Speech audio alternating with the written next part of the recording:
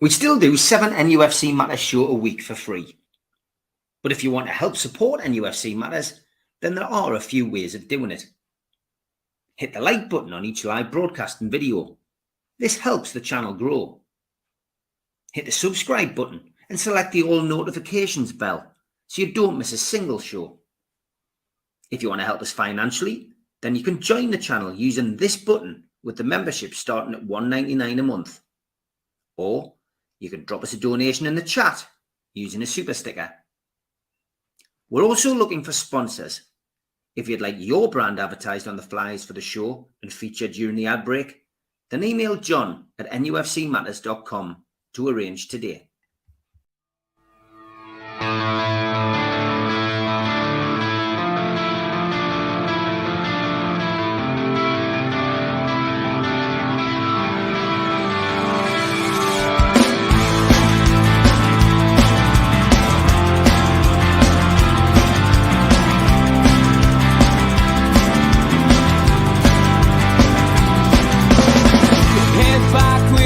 Attack. It feels like I've been talking to myself again, but it's the only way you're ever gonna learn. You look back and it's all in the past. I'm dwelling on the thoughts I cannot say to you.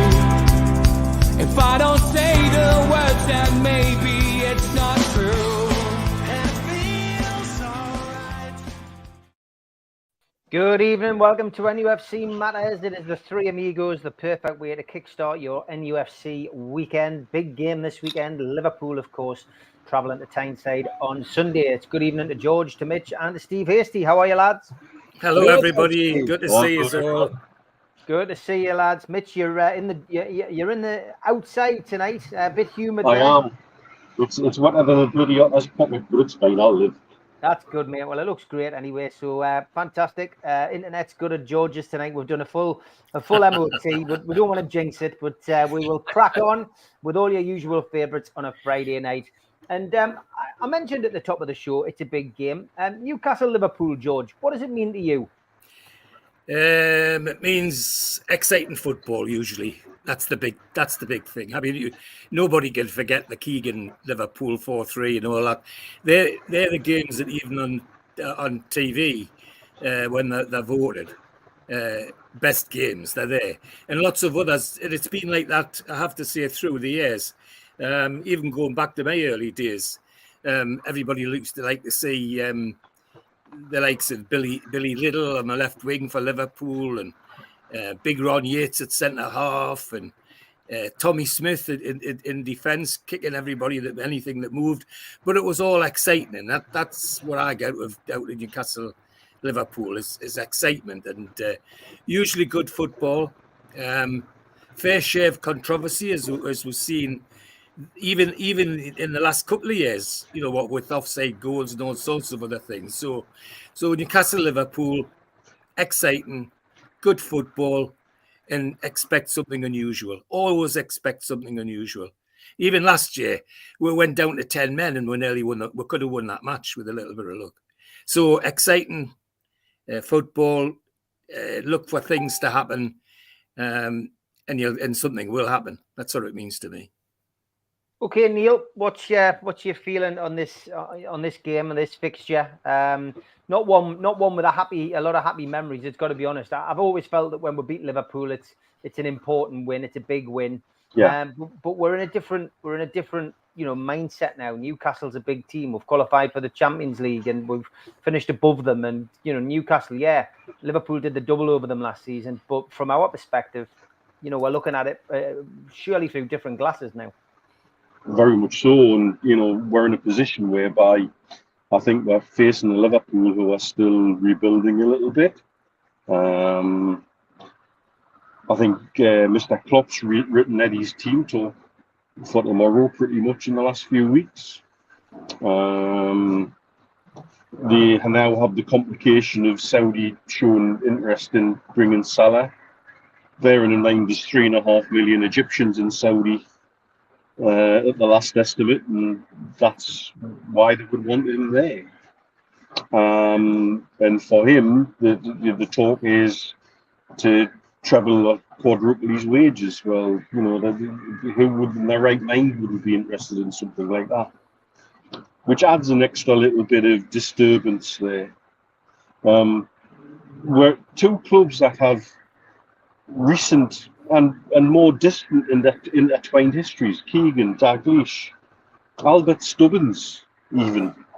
You know, we seem to have these connections and links with players and managers, and so whenever we face each other, there is this sort of excitement about the fixture. There always was and always will be, for me. But also I see, whereas some people looked at our starting fixtures as tricky, I saw it as an opportunity to lay markers down. We very much did against Villa. There's teams will go to Man City and play better than we did and come away with thumpings. So, you know, we have to have everything in perspective. And I see Sunday as again an opportunity to get into a Liverpool side who are in a little bit of reconstruction, who are in a little bit of flux. And when their manager is talking about us, he's not focusing on them. And that's got to be a fantastic way to have an opposition manager, surely. Yeah, interesting game this, isn't it, Steve? I think Mitch has probably nailed it there when he said that Klopp, in some ways, probably written the speech that Howe's going to give. We've seen an insight into the dressing room on the documentary that's on Amazon. Obviously, part 3 going up for the second time tonight. But yeah, the Liverpool game, it's not one where you really need to be motivated, is it? The lads will be up for this, and especially after losing 1-0 to the treble winners last week, back at home in front of a packed St James's Park. This game really doesn't need massive motivation for these players in the dressing room. No, of course it doesn't. And going back to last week, Steve, a game that I thought at times we played quite well. I know there was a lot of criticism thrown around. I'm sure we'll get a chance to talk about that. But yeah, you're right. I mean, a fixture against Liverpool, and George said always exciting. For me, it's often a challenge. I look at it as a challenge every time you play Liverpool because you want to beat them. And I'm sure the players would be exactly the same. This is a team that you want to beat. It's a club that you want to beat. It's a set of fans that you want to beat. And you want to do it in the right way as well. There has been some fantastic games over the years, and as Mitch says, some tremendous links. You go back through the days. I mean, Mitch rattled off a few names there. We look at Alan Kennedy, we look at Wijnaldum, you look at Terry Mack. An absolute superstar there. Souness, coming as a manager. One of the players that I always admired at Liverpool over the years, who never got a chance to wear a black and white shirt, but was very much a northeasterner, was Ray Kennedy. Back in the 70s, an absolutely superb engine room of a midfielder, and very much a dyed-in-the-wool Geordie as well. Even though he played for Arsenal and Liverpool, but never, as I say, wore the black and white shirt. So there's connections all over the place. Bobby Clark's there now. I'm sure that Lee would have preferred it if Bobby was wearing a black and white shirt tomorrow. But he may well be on the bench or close to being on the bench tomorrow against his hometown club. So that could be not tomorrow, but Sunday, and that could be an interesting little dynamic as well. But I mean, Liverpool, fantastic history, fantastic club. But as you say, the dressing room, the call's already been written, in exactly the same way as the Manchester United manager wrote it after the cup final. And Eddie had to say very, very little, as we've seen in the documentary. I think it'll be the same tomorrow. I think we are always going to be, no matter what happens in Saudi, we're going to get linked with it. We're going to get blamed for it. We're going to be accused of it. We're accused now of encouraging, because we're playing Liverpool tomorrow, encouraging the pylon that Salah should sign for a Saudi football club. Again, this is the paranoia that exists among football fans. And you know what? I suppose if the shoe was on the other foot, I'd be shouting exactly the same, to be perfectly honest. Yeah, that would be as well. I mean, this game always excites me. The Liverpool game. It's a game which, as I say, has always been lots of disappointment with this fixture. But it's made the wins against Liverpool all the more exciting. And I mean, the entertainers went to Anfield and did a number on them. But there's been some fantastic games, and the 4-3 at Anfield. I was there that day. I was sitting in the centenary stand amongst the Liverpool fans. I had to leave when Collymore got that winner because the Scousers weren't happy with me jumping up and down every time Newcastle scored. But it was it's got great memories, this game, and this one has a feeling that it's going to be an absolute classic, especially with the motivation that we have of losing twice to them last season. That'll have hurt the players the most. And I think the key for last season is the two controversial situations. Down at Anfield, Isak makes a wonderful start to his Newcastle career, but is judged offside by VAR, and it was his shadow that was judged offside. Yes. Never heard anything as ludicrous. And then, of course, the return fixture was spoilt by Nick Pope getting sent off, and of course, you could see everyone's emotion in the face. They knew he was going to miss the final. And then people thinking, you could see people systematically going through it. Can Dubravka play? Oh, no, he can't. Well, that means we've only got carriers. It was a nightmare. And that spoiled it. And as George said at the top of the show, we did remarkably well with 10 men in that game. So the motivation will be there for the players. And I genuinely think Sunday is going to be a classic. Go on, George. What were you going to say? Well, I was going to go all the way back to what Neil said about Albert Stubbins, because that's a big family thing for us, because Albert Stubbins was the same class at the Carville School as Neil's granddad, Jimmy the Joiner. And they never lost touch. And whenever Stubbins played at St James's or he came home to Tyneside, he always came to see Jimmy the Joiner. So we got to know Albert Stubbins very, very closely as a family. It was just a lovely thing, and what a lovely man. Never ever wanted to leave Newcastle United, by the way. Yeah. But they're the connections that make it help to make it very special, along with all the other connections of the various players. And Steve hit the nail on the head. That Ray Kennedy never played for Black and Whites is a travesty on the Newcastle scouting system, because that's what happened. They said he slipped through the net.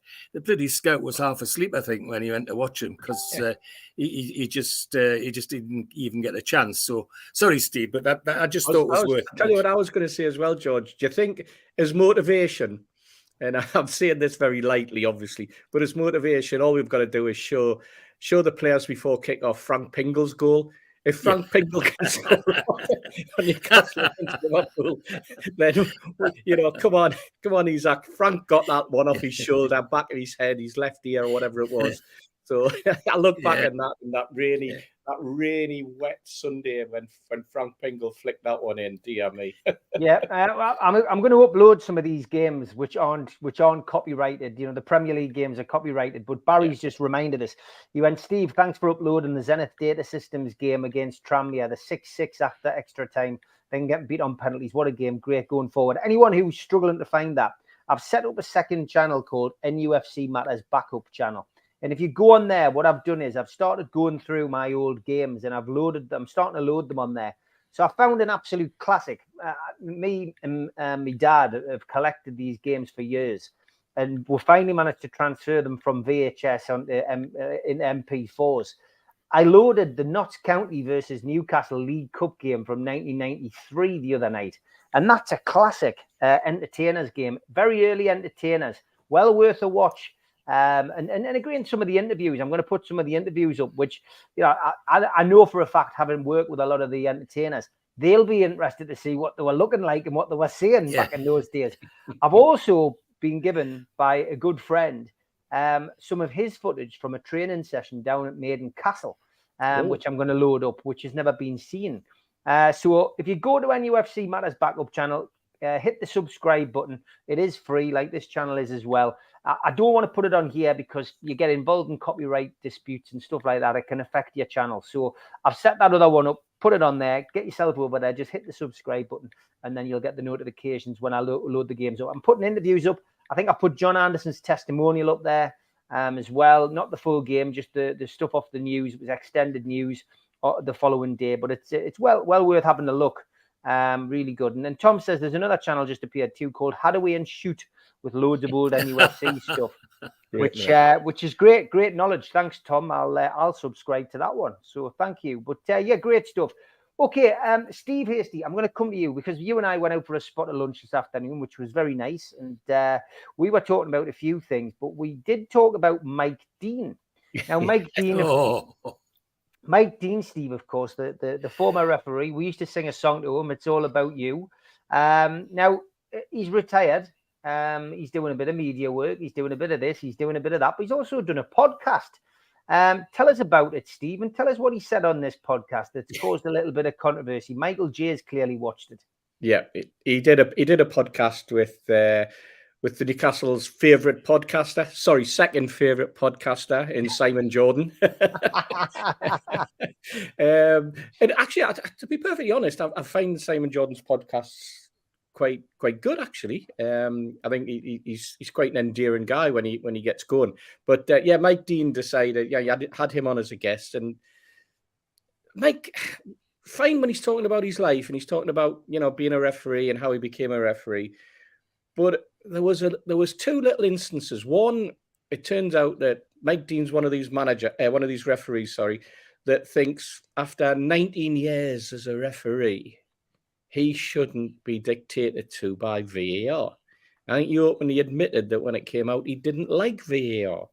Now, that might sort of have a sway on some people, but then he followed up by saying that there was one particular game where he was in the box, as he called it, the VAR box, and he didn't like being in there anyway. He didn't like using VAR. He didn't like VAR when he was a referee in his own games. And then while he was sitting there was an incident, and he saw it, and he decided not to pull up the referee for the incident that he saw. And it was an incident, I think it was Chelsea v Tottenham, and Cucurella got his hair pulled as he was running past somebody, and Anthony Taylor didn't sort of blow up. And the reason that Mike Dean decided not to do anything was because he didn't want to upset the apple cart with his mate. He didn't want to show his mate up and as missing something.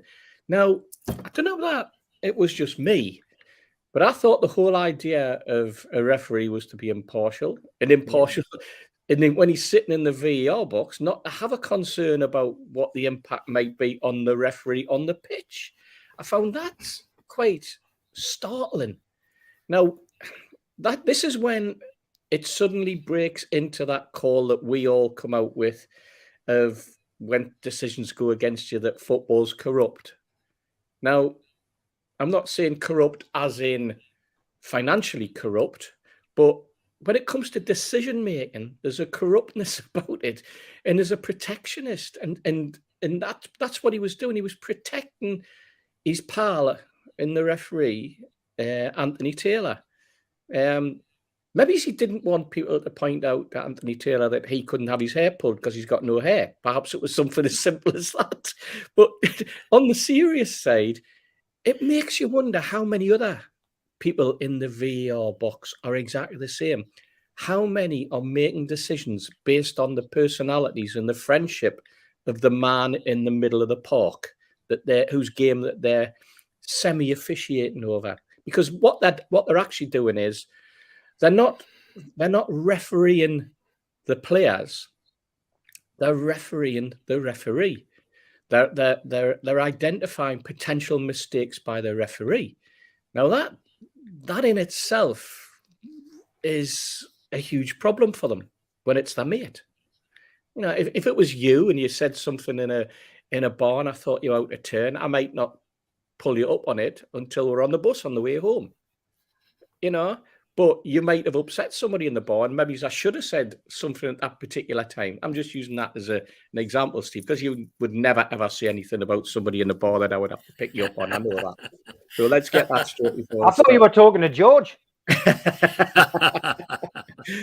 But this is the strange thing, and it kind of got washed over. I know there's a few people, there's a few comments being made, and there's a few articles in the press this morning about it after people have watched it. But what surprised me was Simon Jordan didn't go down his throat with it. You know, he didn't say, "You're joking? What do you mean? You cannot do that. You can't referee like that. You can't." What's the name? Now, is that because Simon Jordan was very, very much against VAR at one particular time, or is it because Simon Jordan didn't feel as though because he had the guest in front of him? I'm not too sure. I mean, that's up to Simon to come back and answer. But I was surprised he didn't come down as heavy, because he is opinionated. That's his job as a reporter, or as a panelist, or whatever you want to say that he does. Shock jock, some people might call him, and there's lots of names that people could call him, I suppose. But yeah, I mean that was very, very interesting, very surprising. I mean, as I say, the other parts of the podcast were quite enlightening. How, as a referee, how he coped. There was other aspects that I found fascinating when he said that he'd had a falling out with Jurgen Klopp, which is quite telling. Way back in the Dortmund days, and how he felt as though Klopp kept this going. You know, he turned up at Dortmund a couple of years later, and as soon as Klopp saw him, that was it. You know, it was daggers drawn type of thing. You know, maybe he's Klopp's that type, and we'll find out on Sunday if he's a type that holds a grudge. You know, if he comes in waving Qatari flags or something like that, rather than Saudi flags, then we'll know that he's got all sorts of issues going on. But those type of things are interesting, and how he coped and handled those situations. But the VAR bit was the bit that got me, really was. Interesting. I haven't listened to it yet, but I'm going to listen to it, Mitch, and I'm not sure whether you'll have had time. But just on a whole, Mike Dean, I mean, you know, and the referees as a whole, I mean, it's interesting to hear that kind of knowledge. I mean, I couldn't help but watch Michael Oliver against Manchester United and just think, I wonder whether he's got a, you know, does it go through his mind, you know, booking a player for Man United and thinking, well, that'll teach you. It's human nature, Mitch, I guess. This all, for me, comes back to the one thing we pretty much all have been saying for the last couple of years. VAR is not the problem. It's the people operating it. Yeah. And how it's operated, be that taking a shadow as a measurement for offside, be that Mike Dean, by the way, in that podcast tied himself in knots. Yeah, I've got a regret. I didn't see the hair pull, and I should have sent him to the screen. Well, that means you did see the hair pull, you knacker. Mm-hmm. So you did see it, and you chose not to see it, and you chose instead to protect your friend. Yeah. So maybe one solution looking at going forward is to say the people in the VAR room should not have a relationship with the referees on the pitch. Do we get officials from other countries that don't have personal relationships with the referees on the pitch, who will just apply the rules as they are meant to be, and not think about, well, how is this going to embarrass my pal in the middle of the pitch? Because at the end of the day, VAR is there, and all video referral systems in all sports, VAR should be ensuring that the right decision is made, irrespective of whose face ends up with egg on it. Yeah. And so if you've got an official who has a personal relationship, friendship with the person in the middle of the pitch who's just ballsed up and is going to cover his back by not applying the rules as they should be applied, it just makes a mockery of VAR, full stop. And you might as well do away with it now, because we're never going to get the percentage of correct decisions, because it's always going to have a personal bias in there. And it's always going to have a personal bias in how the outcome of that decision might affect someone. And the only thing that it should affect is the outcome of the game. And ensure that the right decisions are made more percentages of the time, like happens in cricket, like happens in rugby union and league, like now happens in the NFL, like now happens in tennis, whereby all of those games have seen, with the right application of video review systems, a significant increase in the correct decision being applied 96 to 98% of the time, which is where you should be with something like that. We now had in one interview, Mike Dean's blown the entire premise of VAR apart for me in England. And it needs to be reviewed now. And it needs to be changed now. Because what you don't want is somebody who might be sat in a training room with the guy on the pitch in 2 weeks' time doing something because he doesn't want to look him in the eyes. Yeah. The other aspect of this, it's frustrating. the other aspect of this was that because Mike Dean doesn't like VAR himself, he didn't like being pulled up and so told to go to the VAR screen, because he said the minute you got sent to the VAR screen, you knew that you were going to have to overrule the decision that you'd already made. And now he was quite supportive of two decisions that were made last season by Michael Oliver, where Michael Oliver went, I think one was a cup game, one was a league game, where he went to VAR and decided to stick with his original decision because he was saying what he saw, and he was happy with his decision. Now, Mike Dean was that sort of referee, but I don't think he ever got himself into that situation during a game where he could actually overrule the VAR himself. Whether that was because he bottled it himself or what, I'm not too sure. But he certainly said that he disliked the idea of being, after 19 years as a referee, being sent almost into the sin bin, if you like, to go and change your decision. You know, get over there, because somebody somewhere in the hierarchy or in the gang was saying you've made potentially a wrong decision there. You're going to have to go and have a look at it. And in his mind, he said, as soon as he got sent over, he knew he was going to have to change his mind, because that's what was being prompted. And that tells you as well, you know, he didn't like it in the first place. So perhaps in his own mind, he felt, you know, I don't like being overruled, so I don't want to overrule other people, you know, and especially if it's his mate. George, thoughts on Mike Dean? Horrific is the word I'd use. Don't hold back. No, well, I won't. And Steve hesitated about using the word corrupt. Everything that man said on that thing was corrupt. I give it, how I put it in my mind is, after 30 years sitting and training as a magistrate to be impartial, what he did there was like somebody that I know coming into court. Let's say there were a lot of the lawyers I got to know as friends. It's unavoidable. It's a human service. So they come into court. It would be like me saying, "Oh, by the way," to the clerk, "By the way, I was out with Mr. Dodds for dinner last night. We'll let his cases all go today. Let them go home. It doesn't really matter." That's what Dean was talking about. My friend, I don't want my friend getting upset if I send them to the screen. I don't want them getting shouted at and don't want them getting... It was just unbelievable. And Simon Jordan, from my point of view, Simon Jordan was doing one thing, protecting his channel. Because I think if he'd really said what he thinks about what Mike Dean said, Mike Dean would have probably not gone back on, and quite a few others wouldn't have gone back on either. And the other bit that Neil summed it up nicely is that when football has the confidence to let the fans hear what the VAR man saying to the referee and vice versa, it'll be a better job for us. Because at the moment, we're the odd ones out. Neil's right. Every other sport, whether it be our sport, American sports, tennis, cricket, rugby league, you name it, the fans hear every word that passes between the referee and the man in the so-called box. Only football, that doesn't happen.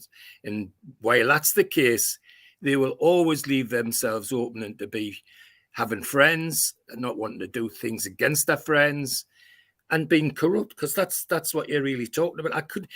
Steve, I could not believe what I was hearing, what that man said. It was so... Well, Neil's right again. He talked against himself. You know, one breath he's saying he didn't see the hair pull yet. He wished he'd gone to the video to have a look at it. Well, he must have seen it then. And if ever you get into trouble and Mike Dean's one of your witnesses, don't let him go to court for you, because you'd get home.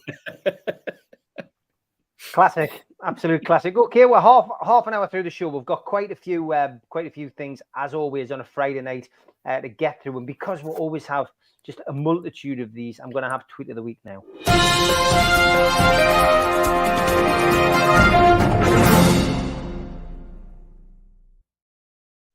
Thanks to all my regulars who send lots of these in.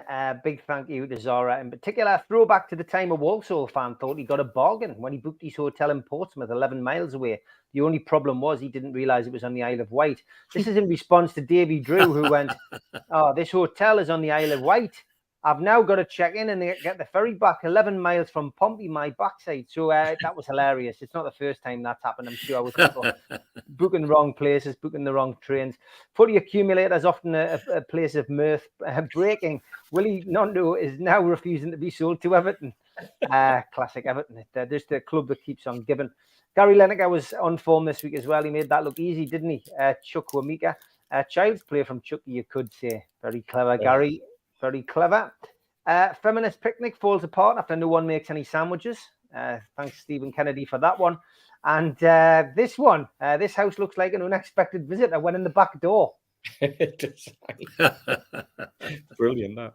I've urged on the side of caution and not put Gareth Vardy's picture of a kid with NUFC written on its head. I thought that one would probably get hammered. So I put this one up. When your nan is both an avid knitter and an Elvis fan, this house looks like an unexpected visit. Yeah, but that's from the same person who sent us the house thing. So that's Stuart Newton. Thank you, Stuart. That is brilliant. It's when Grand's knit things for you. But that is absolutely superb. Life hack from Stephen Kennedy: turn any sofa into a sofa bed by telling your wife to calm down.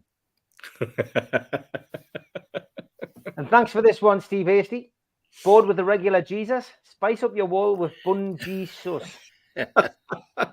Very clever. Very clever. Can't remember who sent you that, Steve, but it was good. Jimmy Moore, there must be a problem here. That's the second of these billboards I've seen already. Gonorrhea alert somewhere in America. Thanks, Jimmy. And this one from Jimmy as well. When relationships haven't been working out for you, get this book, How to Date Buildings. Well done, Jimmy, that. My dog ran off in the park last night. I walked around for 30 minutes. I couldn't find him. The missus said I should look harder. So I shaved my head and I got a tattoo and I still couldn't find him. Thanks, Ian. As always, I was a pizza delivery man. What a cruel job. You can see them, you can smell them but you can't eat them. I know, I was the same. I was a gynecologist. Says that guy. Not sure what that means. A local woman who booked a taxi for a 2-mile trip to the laundrette, which ended up costing her £30, has today accused the taxi driver of taking her to the cleaners. Oh, dear. I think we've all been down this road, helping grandma with the remote. Very good. And I did laugh at this one. Look, a squirrel. Look, William Shatner. Clever. It is, yeah. There's a lost receipt in Chelsea. Thanks to Jimmy Wilson for this one. Chelsea looking for Casado's receipt. And look, a shooting star. Make a wish. I would like to get married. Oh, sorry, it's a plane. Those of you who watch the show regularly will know that I do like a Star Wars. I do like a Star Wars picture. Chewbacca, when he was in 5th grade there. Very good. And this pasta is overcooked. It's too chewy. Oh, hey, that's good. Oh, God. And I did see a toasty maker. This is brilliant. I've had to merge the two photos, lads. So this is a Christmas present idea, lads. The Millennium Falcon toasty maker. Wow. That's brilliant. Isn't it just? And you get a cheese toasty, looks like the Millennium Falcon. I know I'm easily pleased, lads, but there you go. That's a secret Santa. No, it's a good one. We'll put the Secret Santa on the list for you. I suspect there would be one in here if a certain person was back home, that's for sure. Brilliant, that. Talk Sport, sum up VAR in one word. Specsavers chipped in with customer. That's brilliant. And I had to break up with her. She was seeing someone else. Oh, dear me. And for a wedding, it's necessary to find the right bride, but the photographer is also important. And lads, no wonder we've never found it. It's on a roundabout just outside Portsmouth in Hampshire. That's G-Spot. Gosport. Paul, Alien 9, my friend got married yesterday and I called him this morning asking how his honeymoon is going. He started crying and sent me this photo. Please, what does this mean? I'm lost here. Thanks, Tim. And you're the one who wanted a Labradoodle. Oh, dude. Oh, dear. And the happiest day of my life, that's me in the plane. That awkward moment when the pattern on your clothes makes it look like a tiny man is riding you like a horse. That's brilliant. That's brilliant. That great photo. And they're beautiful flowers. But now I'll be expected to spend the weekend on my back with legs in the air. Don't you have a vase? Chelsea FC unveiled a new team bus. Thanks, Toon Boy. Yeah. And I did lose this last week, and I did feel it didn't do it justice. So this is what happened. And Love Supreme posted it. Unfortunately, an inappropriate hoarding feature in an unethical football club appeared outside our shop overnight. Thankfully, volunteers from the Roker Revolutionary Front arrived this afternoon and carried out some restoration work. So that's what they did to the Newcastle United picture. They painted it red and white. Yeah. So there you go. With three letters on the bottom, which I don't understand. But there we go. Follow the mags, maybe. Tweet of the week, without a doubt. Have you fell for this one before? Yesterday, local press in Reading fell for a fake tweet about a Reading signing a player called Yamaz Dildo.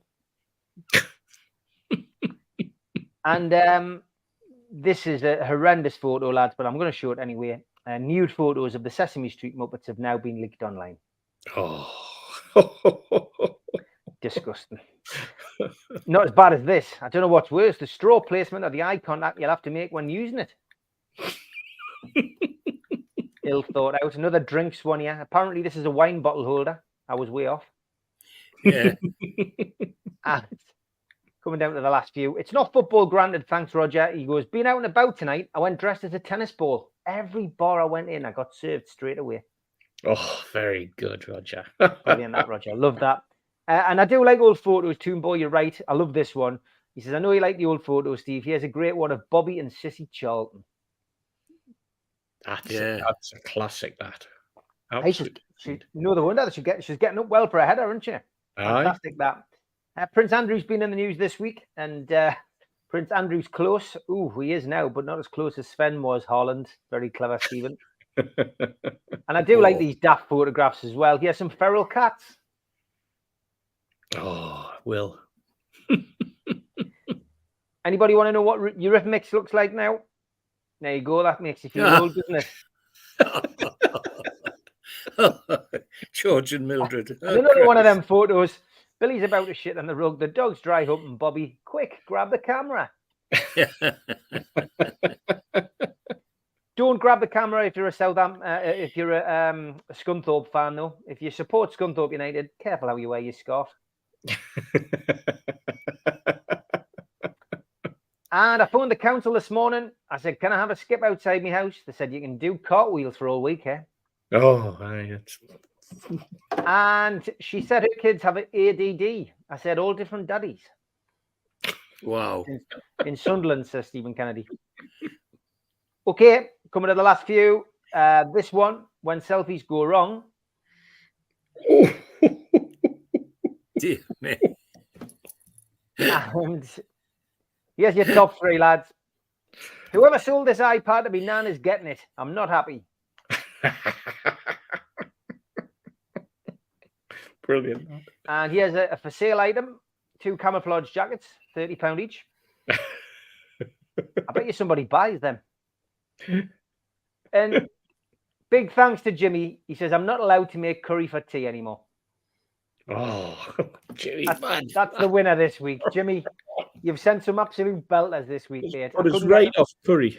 Well, I couldn't get them all on, but that's the winner this week. Zora sent us a load. I'm going to keep them for next week because next Friday's show will be pre-recorded. I'm going to have to speak to Mitch about that, but it's going to be, hopefully we'll be able to pre-record it Thursday because I'm away on Friday night. So yeah, great stuff. Thanks for them. Keep them coming in. Thanks to Zora. Thanks to Jimmy. Thanks to everybody who sends them in. We'll do more tweets of the week next week.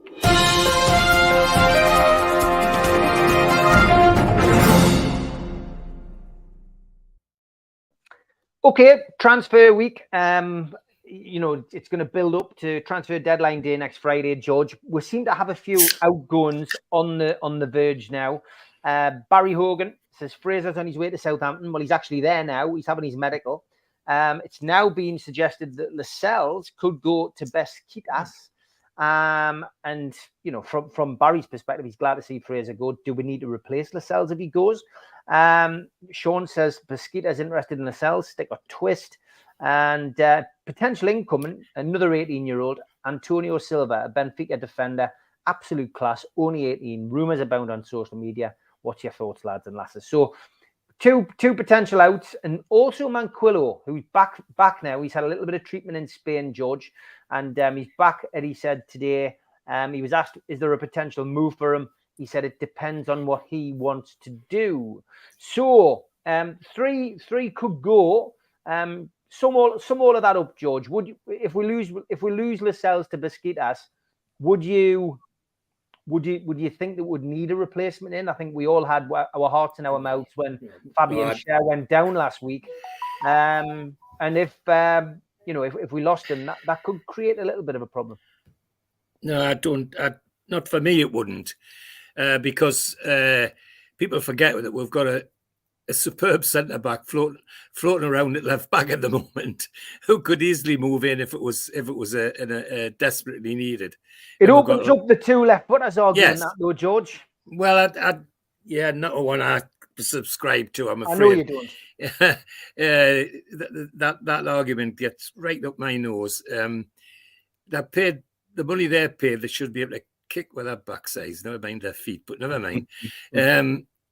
No, I don't think it necessarily needs an incoming if he goes. The only one key for me for Lascelles is does the player want to go? And if the player wants to go, then he's entitled to a payday. He's done his duty for us. And clearly Eddie likes him in the dressing room. That comes over 100% every time he talks about him. But that would be the factor that would sway me. If somebody said that Lascelles wants to go to Besiktas, then I would let him go. But otherwise, I see no reason for him to go, not to that particular move. And if he does go, I'd see no reason to replace him. We've got cover, in my view. Same thing about Manquillo. Manquillo is somebody that at the start of the season, when people were asking questions about him, I couldn't believe the glowing reference that Eddie Howe gave him about how he's kept up with the training, he's kept up with the pace when he could have been down and out because he wasn't playing. He wasn't. He gets involved. What an incredible glowing reference from a manager. And I would put the same thing on him. If there's an opportunity for him to go and an opportunity for him to have a payday or something like that, then yes, he would go. And we certainly don't need to replace him. We've got fullbacks coming out where he is at the moment, and that's great. I've got no problem with that. The last one is Fraser. That's easy. Goodbye, bunny lad. You didn't want you back here any bloody more. What a miserable sod you've been since you come.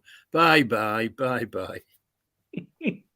Yeah, it's interesting to hear your dad say that about Fraser, Mitch. I mean, there's something clearly gone on, and we're not privy to what's happened. We know that Eddie Howe always, speaks very straight at press conferences, plays with a straight bat, doesn't get sucked in.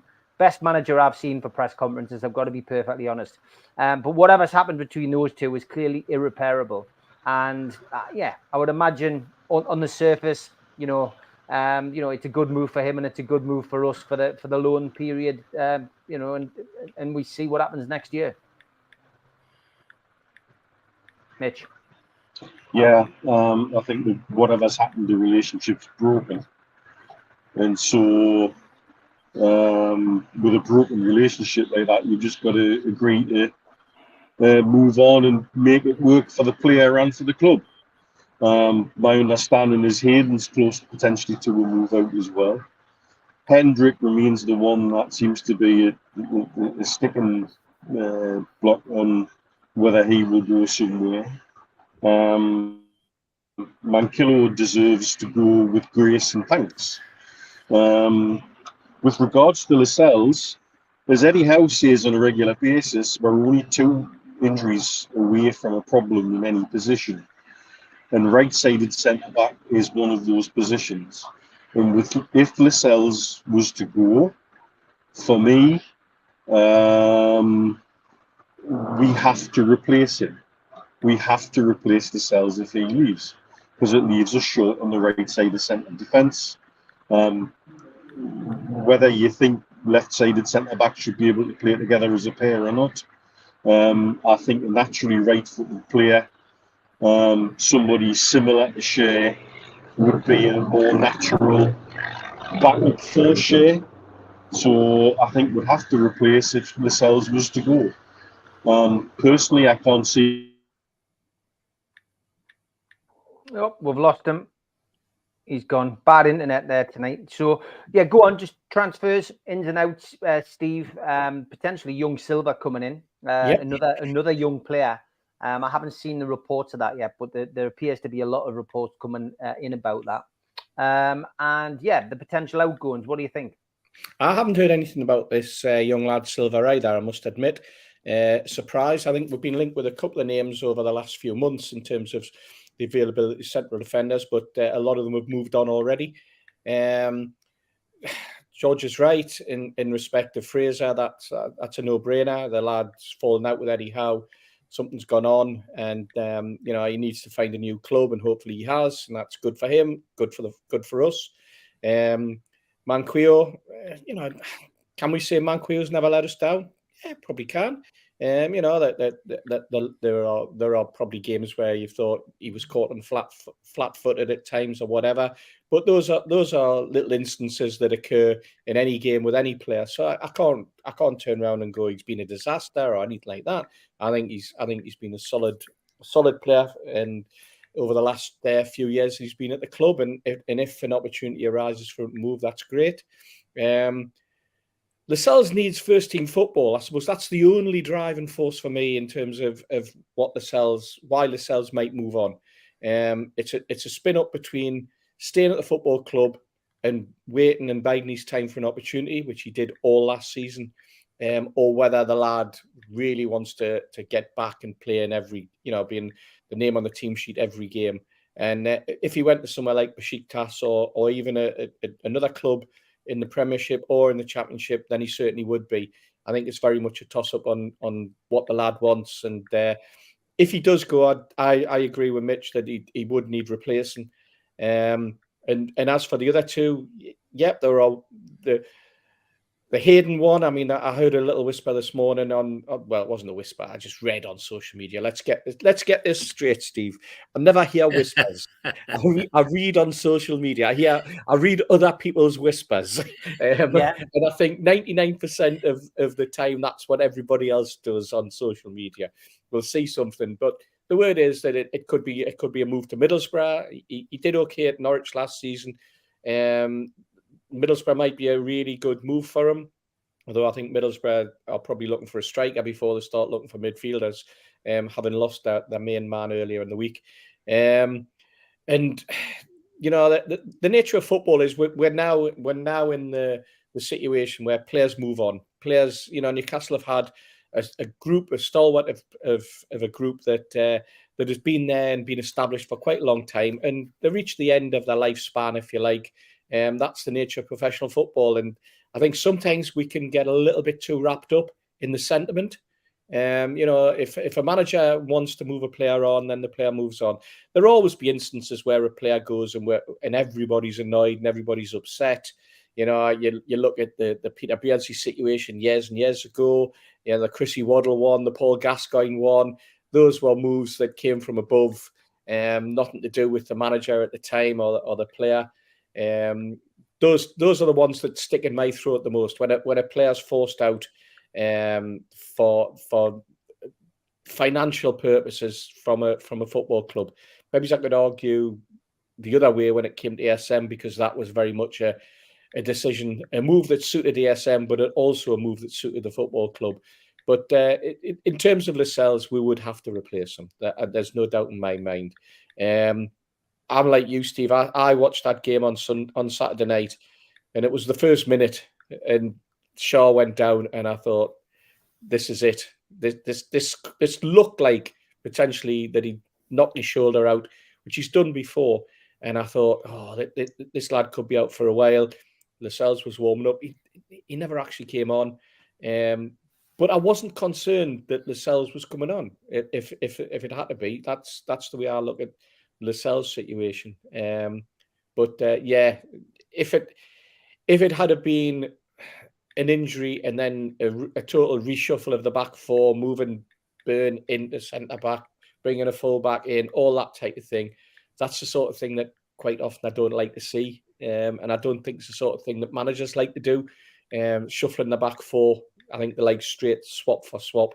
So you do need to have an established centre back there ready to come in for an established centre back.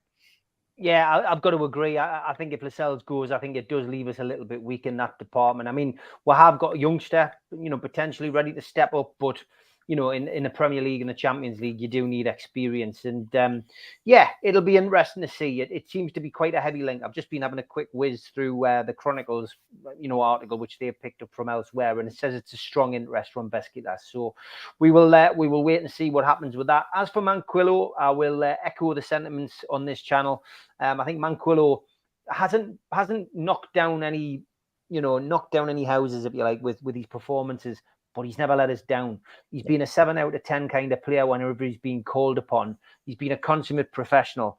And at times he's pitched in with the odd goal as well, which, he doesn't mind hitting it and having a go. And I've always liked that in a fullback. I think ultimately he's somebody who will go on and go with our best wishes.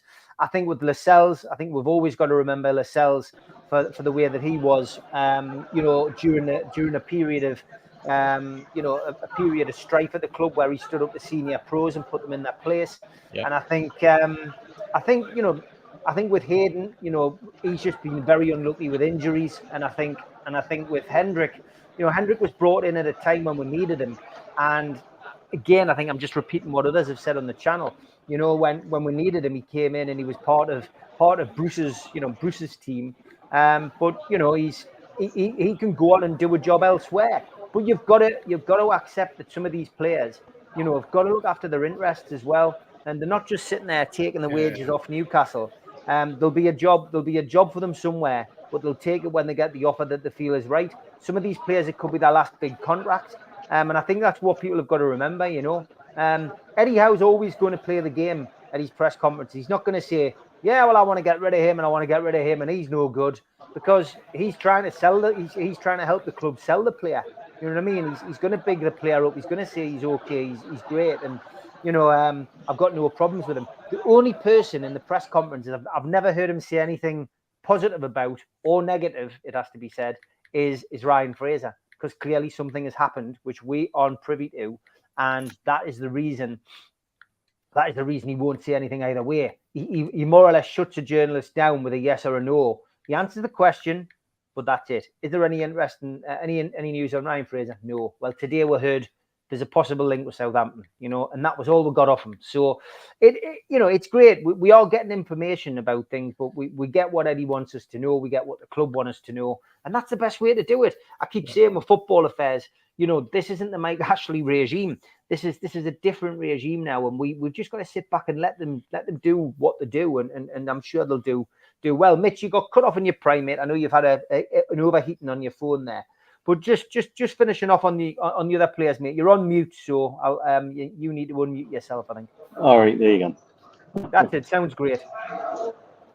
Grand. So go on, just finish off on what you were saying. I think you just got, because I've had to go to Steve, and then I've had my say. I can't remember where you were up to, but you'd certainly spoken. I don't think you'd mentioned Fraser, had you? Probably not. I mean, Fraser's one where there's obviously been a problem. We don't know what the whole problem is. We don't know what the whole situation is. I have heard from people involved with the under-23s that it actually has been a genuine pro with those lads and helped some of them while he's been there. So you've got to say, okay, you've taken your punishment and then you've acted like a pro after that. But then if the relationship is totally broken, it's in everybody's interests to find an out. for everyone, whatever that takes, whether that's partly paying his wages at another club, and we take a little bit of FFP hit on that, but it eases the FFP a little bit.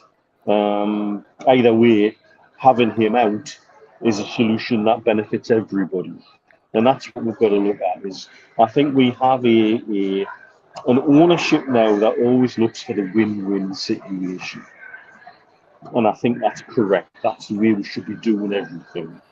We should, if you look at how they've handled Matthew Longstaff, they've said, right, we're not going to keep you on, but we're going to help you with your injury until you're ready to go. And we'll help you with your treatment, and we'll look after you and do the right thing by you. That's what you want your club to be doing.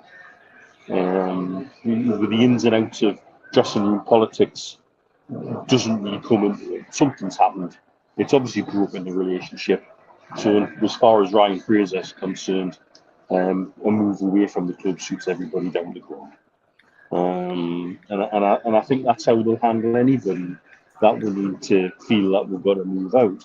And then if the outs add up and we've got room to bring somebody in, then I think we then reassess everything. We then look at how that all works with regards to, particularly if Lascelles is an out, I do think we have to find a genuine replacement at right centre back for Fabian Shea. And if that's a younger understudy, then so be it. I think that would be the way. I suspect would work again very well for us as a club. Okay, coming up to halfway through the show, so I will run the ads, and I just want to say a big thanks to New Workwear. Just want to say a big thanks to New Workwear, who've sponsored the three Amigos for the last few weeks.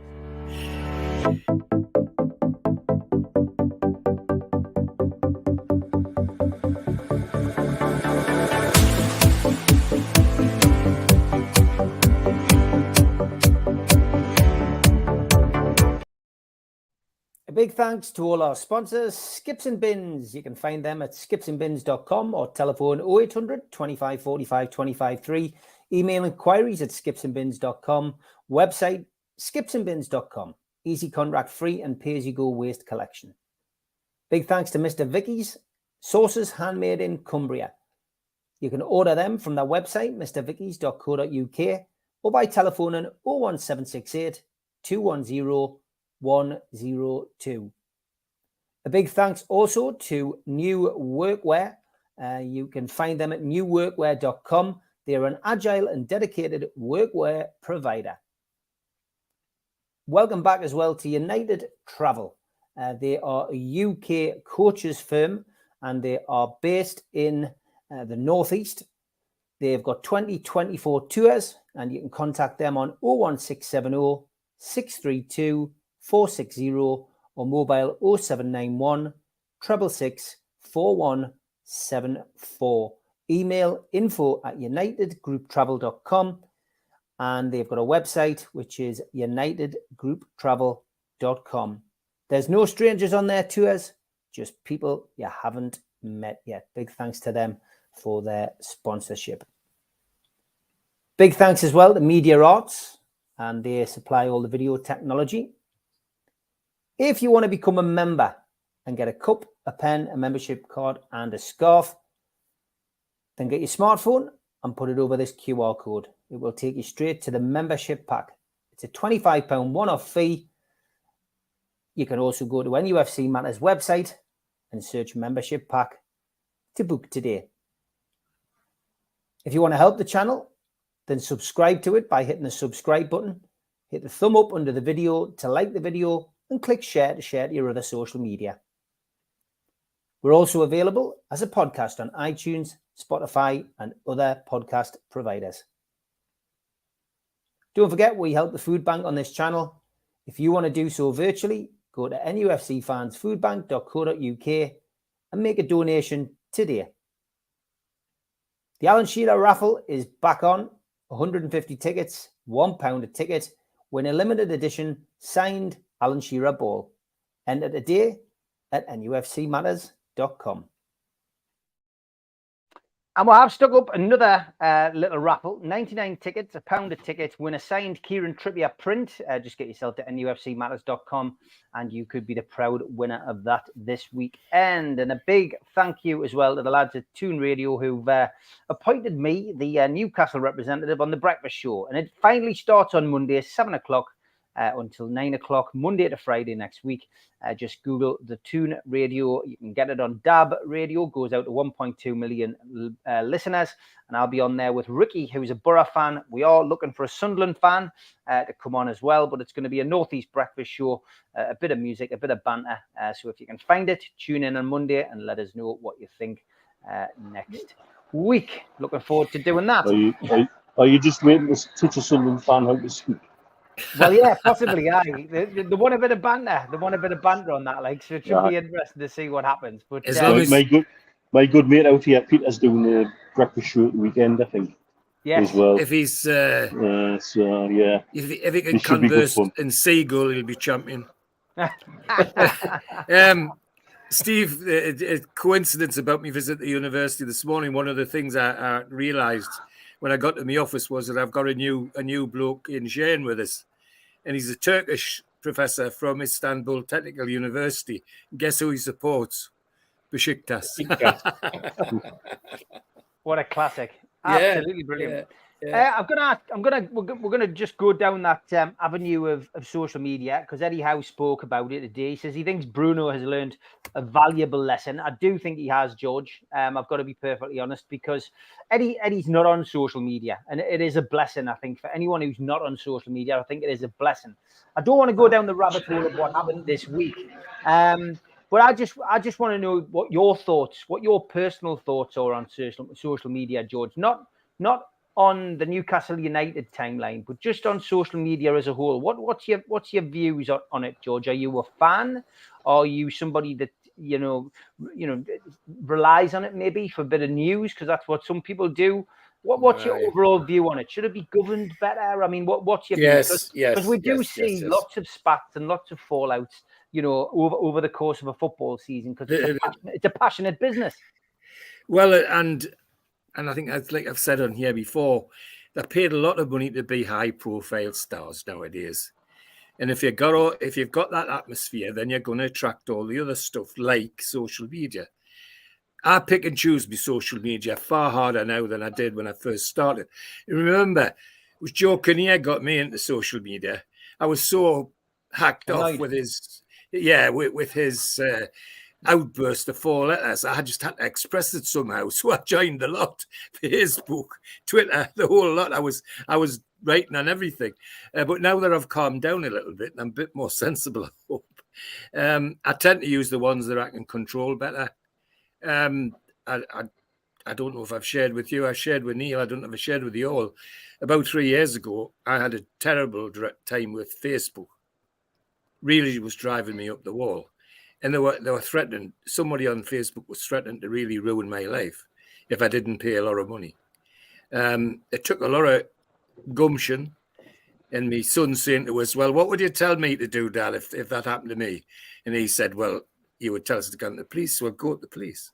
It was as bad as that, and that was Facebook. And it took 2 years for them to do something about that. That can't be right. That cannot be right. So. Control, I'd like to see more sensible control. I'd like to see people, and particularly if we're going down the football route, surely they've got the will and they've got the money to get a social media specialist in to sit down with the players and say, you go there, you don't go there. I think that players do get guidance, but unfortunately, it's not something that they can be told that they can or can't do. I think when you start going down that route, it affects things. I think supporters need to be a bit more thoughtful. I think I've got to be honest. I think the NUFC Matters community is a lot more thoughtful than maybe some other groups. And I think we always keep our powder dry on this show, and I think we've always said we'll be the critical friend. And what I liked about Eddie's press conference today was that he said, Mitch, he turned around and said, when we lose a game, we're not above criticism. You know, criticism. You know, we expect criticism. And I just think, you know, Eddie's not on social media, and that's wise. He said he went even further back. He went back into the newspaper days.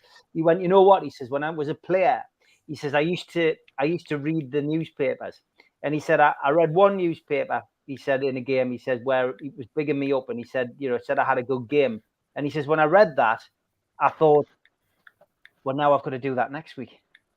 And he said, and then a couple of weeks later, I read a newspaper, and he said, I got slated. And he says, and that was it for me. He says, I never read another paper about me, about the football club and about the match. And he says, and that's why I've never embraced social media, because it's exactly the same. So yeah, overall, Mitch, social media, what's your views? Well, again, I'm quite choosy in where I go social media wise.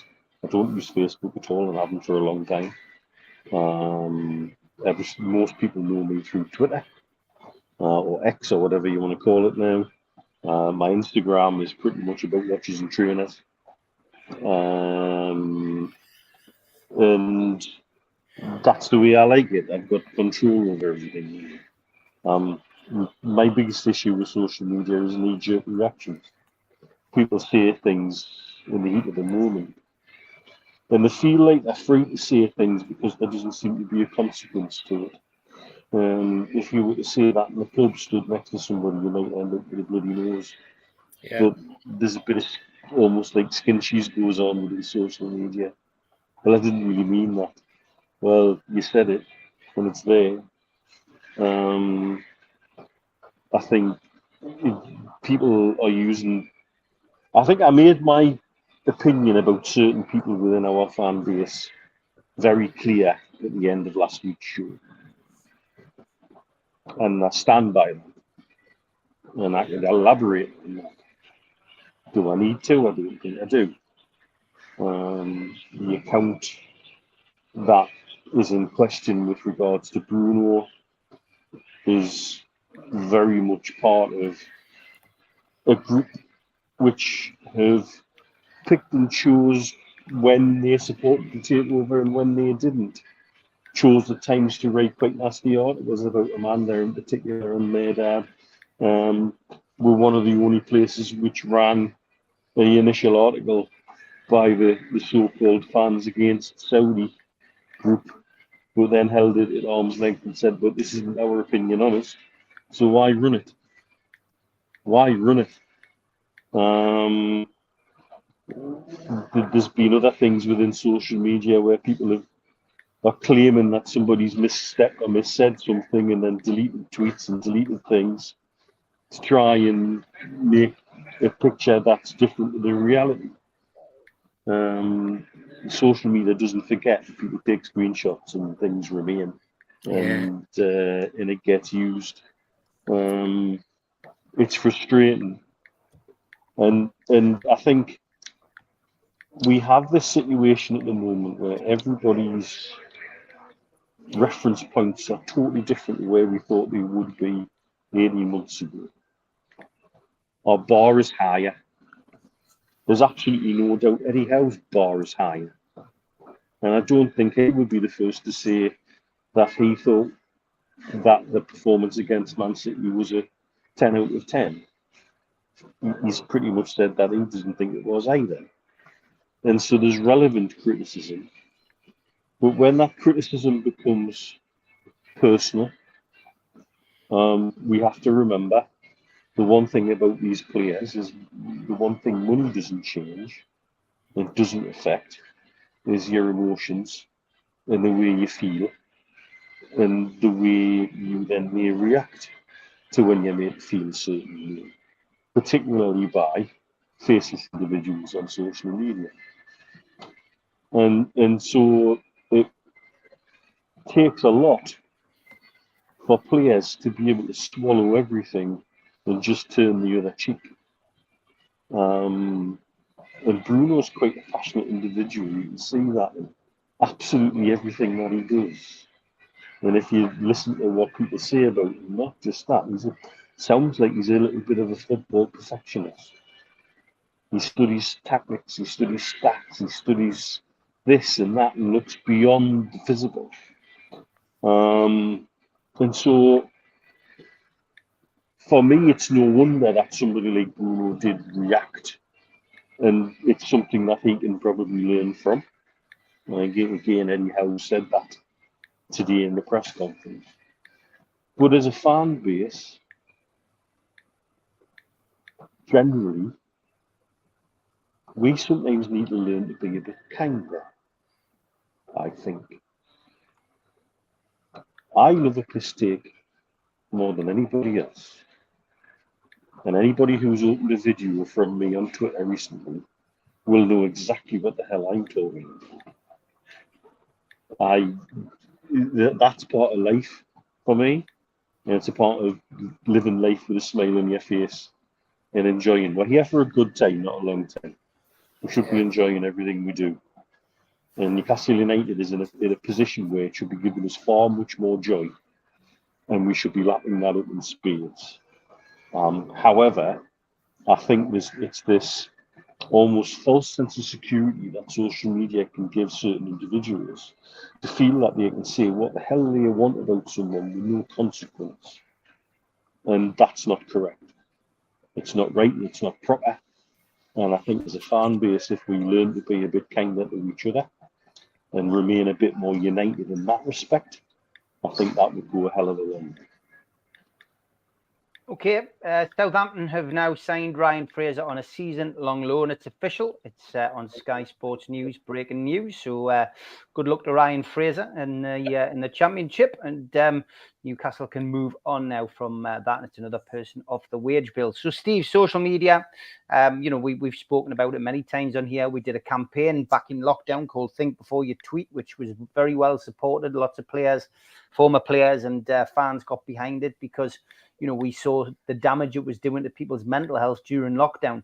But yeah, when it's aimed at a player, maybe somebody put something out, maybe they've had a drink after the match and they're a bit, they're a little bit worse for wear and they're angry at the result and they put something out there, but they clearly don't think about the after effects that it's going to have with a player. And I get it. Some people might say, well, a player shouldn't react or whatever, but I'm not being funny. We're all humans. We are all humans. And you know what? I spent most of this week praising Manchester City and reminding people that Manchester City are the treble winners. And the biggest compliment I could pay them last weekend was they didn't miss Kevin De Bruyne because Phil Foden was outstanding. And that was the gap last week. You know what I mean? It wasn't because Bruno played badly. It wasn't because of Tonali and Joelinton not playing well. It was down to them having a better team on the day and just performing above the levels. And it was great because listening to Eddie Howe's press conference again today, he more or less summed up what I've said all week. And, sometimes you come up against a better team and there's no disgrace losing 1-0 to the treble winners. And that knee-jerk reaction that social media brings, unfortunately, is awful. And I think we've all got to admit that in our time on social media, we've probably all been guilty of it. But as you get older and wiser and more experienced, you realize, actually, wait a bit. Don't go and post something when you feel like that. You know what I mean? You just wait and grasp it. Go and watch the game again. I mean, I watched that Man City game 3 times. Do you know what I mean? And you get a real feel for it. And the more I watch it, we actually didn't play badly at all. And the second half wasn't too bad. And I said that after the first game, so I didn't really have to change my opinion. But it's weird, Steve. Social media, it can be such a great thing. We've raised probably over the years, we raised about 50 grand for the food bank just in T-shirts alone, and doing that every week. It can be a really good thing, but it can also be a poisonous thing as well. Yeah, absolutely. You know what it showed me was that and helps is that at the end of the day, Bruno's just a human being. He's just a normal lad, and a very sensitive lad, a lad who felt as though criticism was over the top, not warranted. He felt as though he had to come back and respond. And I think the vast majority of people who watched the games would agree. The lad ran more yards than anybody else on that pitch on Saturday night. His performance wasn't that poor. Maybe it's the standard that he set maybe the performance didn't reach the high standards that we've seen. I questioned, if you remember, a couple of weeks ago, I raised the point about Bruno and said, is he over the injury that he had? Is he over what has been a difficult period since January? He was sent off. He was injured. He had an ankle injury. He was sent off. He missed a few games, came back. Didn't look sharp in the cup final. He then came back. Then he went and he played for Brazil. He got married. There's an awful lot been going on. Plus, he's only been at the club relatively short time, and he's a relatively young lad as well. So there's an awful lot for behind the scenes that happen in your life. A baby and all that type of thing. So there's an awful lot there that a young lad living away from home. And you can tell as well because of the way that he reacts with his father. Everything, his life revolves around the relationship he has with his dad. He wears his dad's taxi number as his shirt and this type of thing because he's proud. He's proud of his family. He's proud of his roots. He's proud of his upkeep, and he's proud of what he's producing. And representing his country and representing his father. And I think that sometimes people get angry. Sometimes get annoyed. Maybe some of those people that went on social media, maybe they didn't get into the game at Man City. Maybe the ones that were locked out, the poor folk that got locked out. Maybe it was just something like that. I'm being flippant there, obviously. I'm not saying that it all came from that, but you know what I mean. That there's all sorts of things happen, and I thought that when you come up and you put a thing like that up, it was to get a reaction. It was to get the hits. It's that monetized aspect of growth, if you like.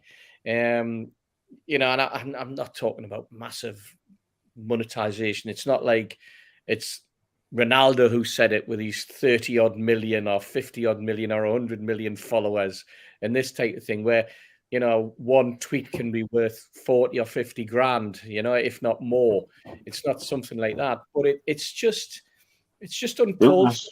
Second game of the season, for goodness sake. There's no need for it. There's no need to start questioning whether three people can play in midfield together or whether somebody with Eddie, the manager, needs to look at this or question that. And for whatever the reason that they put it in, it was just wrong. I think you need to, like to say, remember that he's just a young lad. He's playing football. He put a performance in. It maybe didn't reach the high standards that some people might expect from him. But you know what? I thought he had a fairly decent game. Go on, Mitch, were you going to say something? Yeah, I was going to say something. You talked about monetization. That account that tweet come from was purchased, I believe, for a significant amount of money not so long ago by another group, and so there was enough due cause for money to change hands for that account for its levels of interaction on social media. So yes, it probably, we talk about doing things for clicks and likes and interactions, but you then have to question, is there a monetary reason why someone wants to post something so critical that it provokes a response that they got, and were they delighted to get that response? It starts to raise for me more questions than answers about the reasons why someone would go on the attack like that, which was beyond what was warranted, in my opinion, for that weekend's performance. Interesting.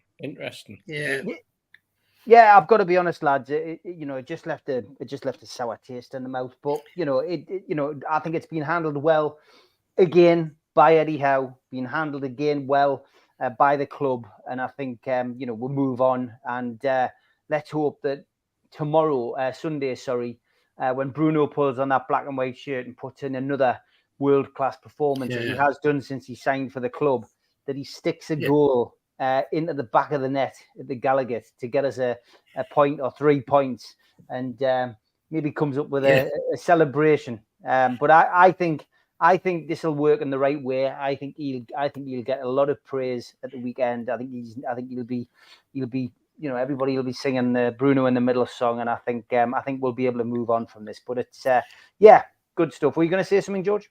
Yeah, it's just that you lads are right. It's holding back, and I mean, let's face it. For me, even when Bruno hasn't had a good game, he's still an 8 out of 10. Bloody ridiculous. They want 10 out of 10 from him every week, and it's just not human. But even when he's off song, he's still an 8 out of 10 for me. Perhaps somewhat 11 out of 10. Yeah, maybe. Yeah. Like all the players on television say, I'll give it 150%. There's no such bloody number, you daft bugger. Classic. Okay, if you don't like the music, you know what to do. Put your fingers in your ears. Oh, God. If you love it, turn your TV up now.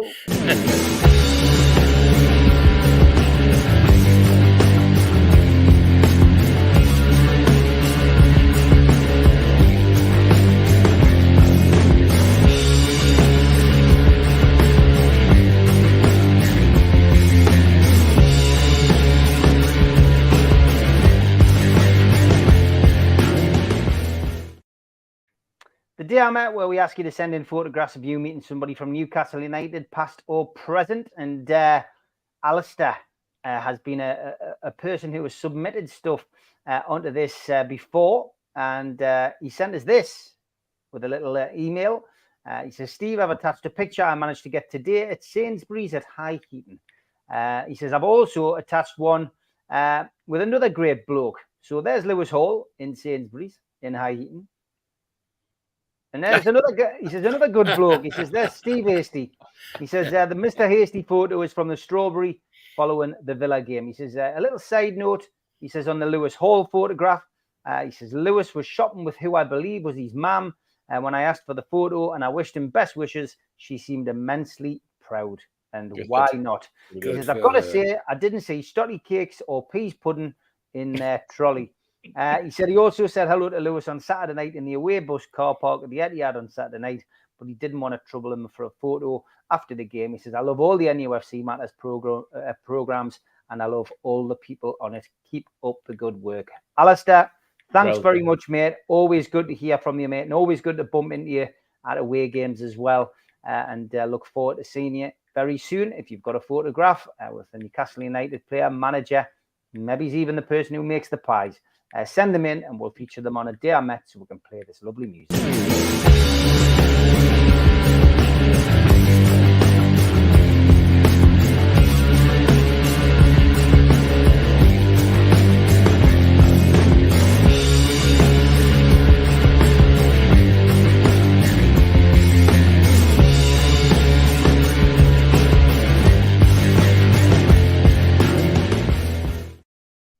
Good to see Nick in the chat. He says, canny haircut, Steve. Good to see you, Nick. Hope you're doing well, pal. We'll catch up with that copy soon, mate. Just want to ask you about Isak. It was a question, George, that Eddie was asked in the press conference today as well. Ian Murtagh from the Daily Star, who we're going to have on the show very soon, asked him if, Alexander Isak, he says, it's a year on now since we signed him. And he says, has he reached the level... has he reached the level you would expect him to be at? And is he now cemented himself as first choice? Now, Eddie said nobody can ever say that. He says, I like players to work game by game. He says, it's no good if somebody feels after a certain period of time, oh, well, I've made it. And that's that. I'm the first choice. He says, otherwise complacency sets in.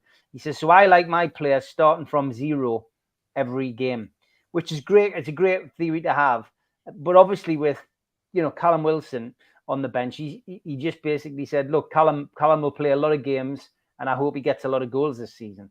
But it's an interesting one, isn't it? Do you think Isak is realizing his potential, George? Do you think there's a bit more to come from him? And do you think although Eddie Howe's not going to say that is his first choice, that maybe he's made his way into that kind of reckoning now? For me, what Isak's doing, he's experiencing what all really good players do in their second season. The opposition know about him now. He's not a surprise package anymore, so they know what to look for. So he's still going to do the great things that we want them to do. Just he's going to have to do them in a different way, and he's going to have to do them a little bit more surprisingly. So I think that's all that's happening to him is the opposition managers and statisticians know about him, and they know what to expect from him now.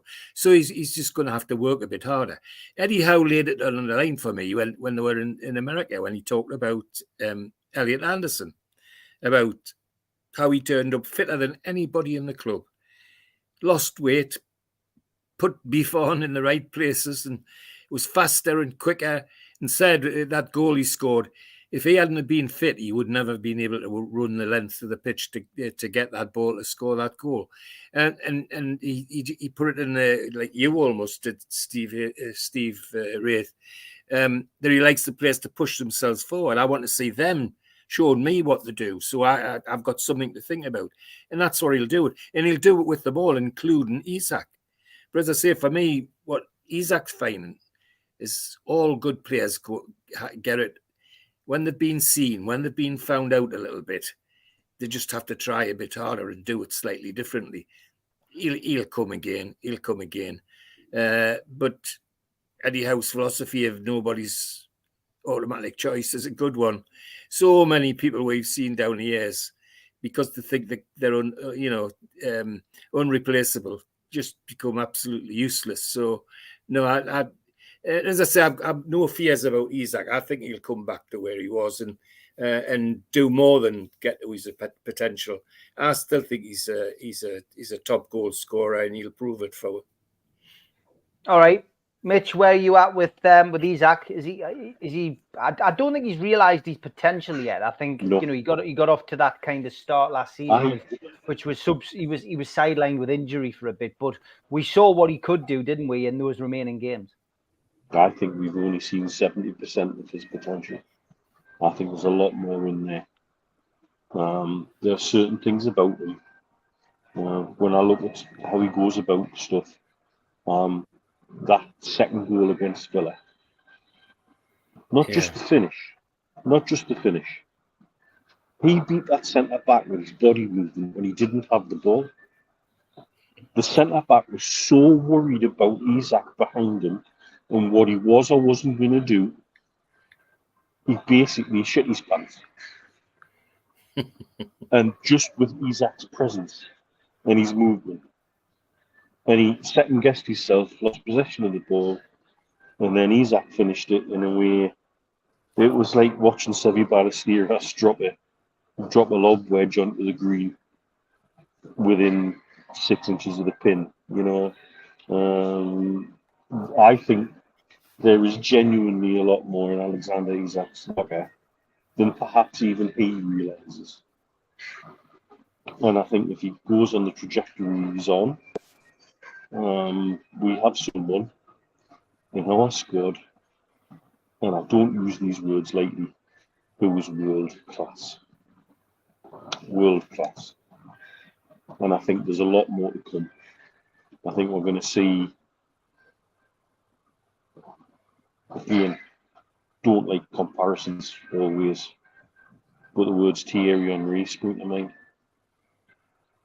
Remember when he came to Arsenal as a winger, and Wenger turned him into the centre forward, and then as he matured, like a fine wine, he just got better and better. Isak has all of those traits and more, and I think his only limitation is himself. And he seems like he's willing to buy in to what Eddie wants him to do.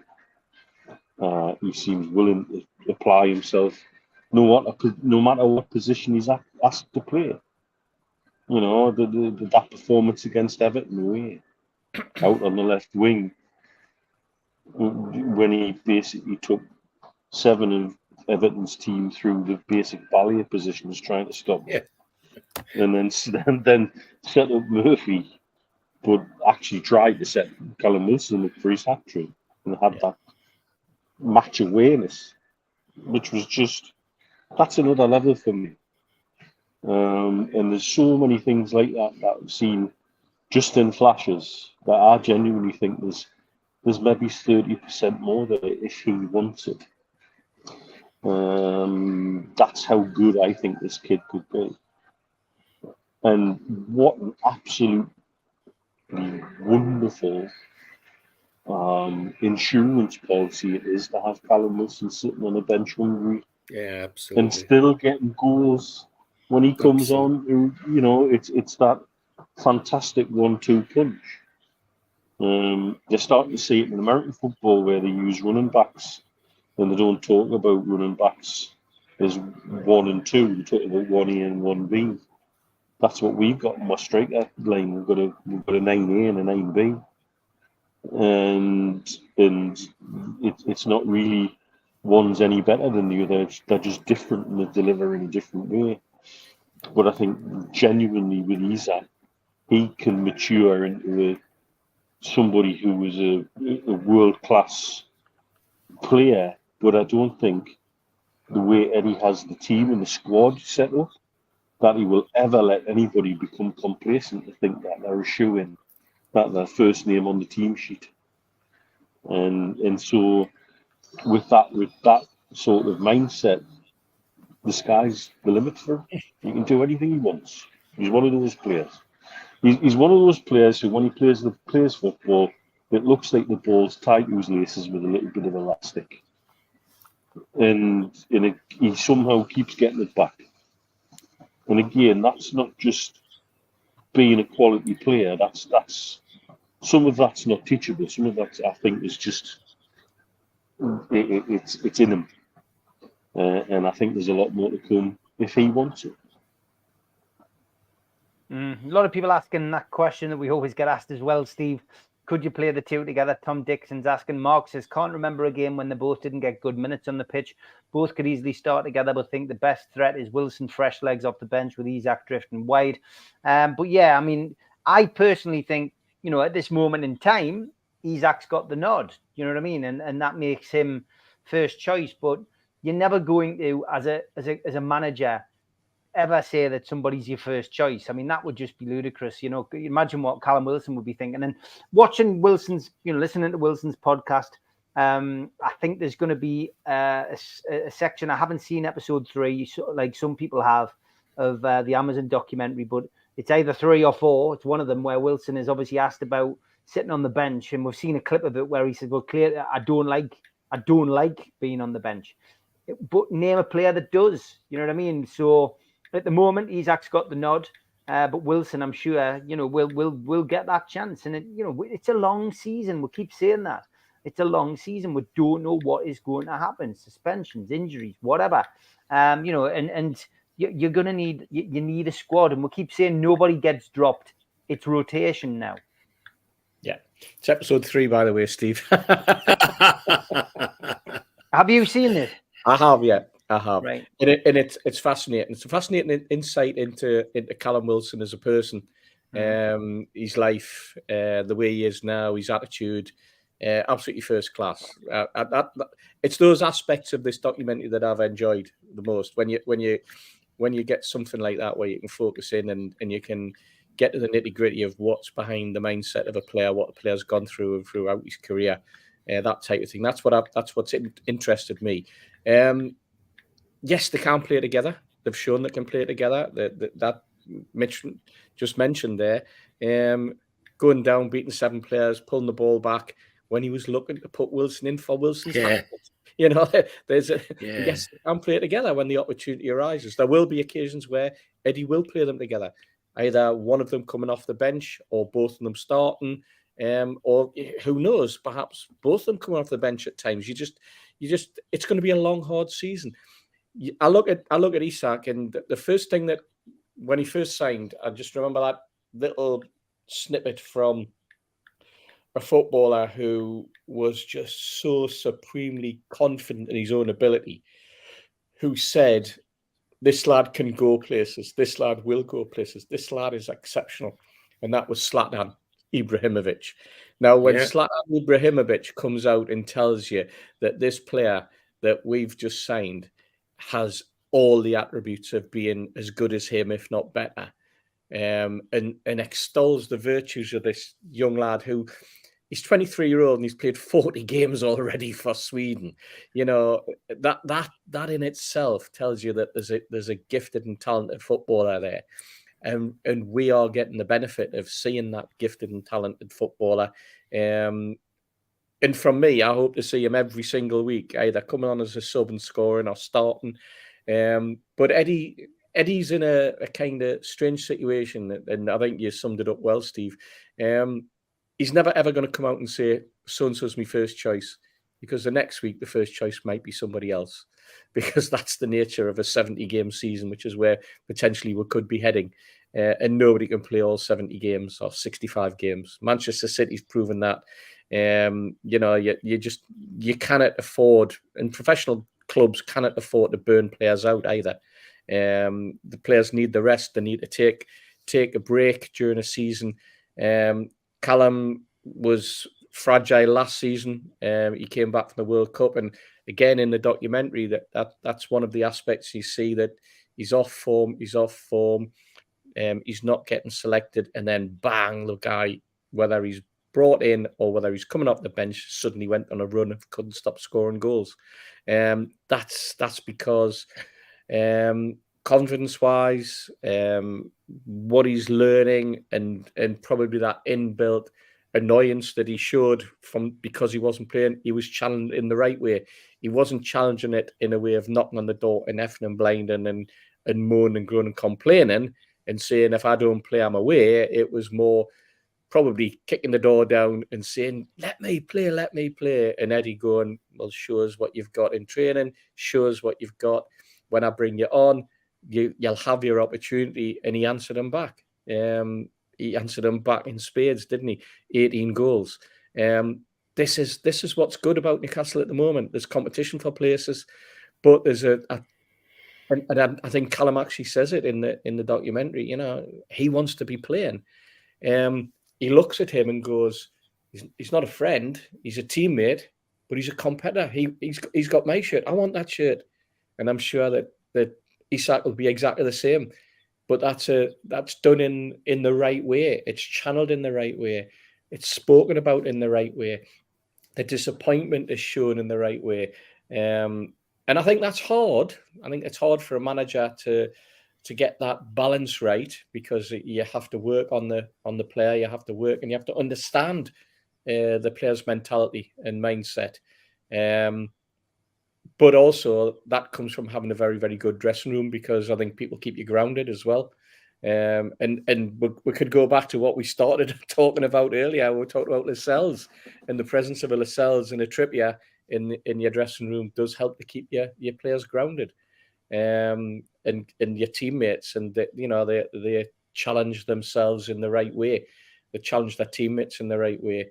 They probably mix together and talk together at certain times, and sometimes you get a situation where a player's there to be the shoulder to lean on when things aren't going right, and just asking the question, rather than asking the question of the manager, asking the question of a teammate or a captain. And we're lucky because we've got two, and say, where do you think I'm going wrong?